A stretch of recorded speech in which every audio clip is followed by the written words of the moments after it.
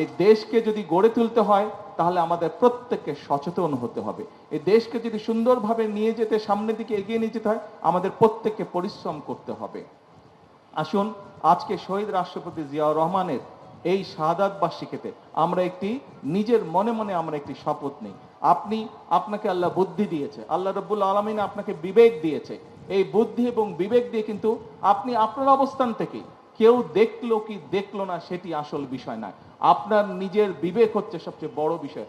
আপনার নিজের মনের আসল বিষয়টা হচ্ছে, মনের চিন্তাটা হচ্ছে আসল বিষয়। অর্থাৎ আপনি যদি আপনার এলাকাকে ভালোবেসে থাকেন, আপনি যদি আপনার দেশকে ভালোবেসে থাকেন, তাহলে যে কাজটি করলে আপনার বিবেক আপনাকে বলবে যে হ্যাঁ, ক্ষুদ্র হলেও এটি এলাকার জন্য ভালো, ক্ষুদ্র হলেও এটি দেশের জন্য ভালো। আসুন আমরা সেই কাজটি করার চেষ্টা করি, যা আপনার বিবেক বলবে যে এটি সঠিক কাজ, সেই সঠিক কাজটি করার আমরা চেষ্টা করি।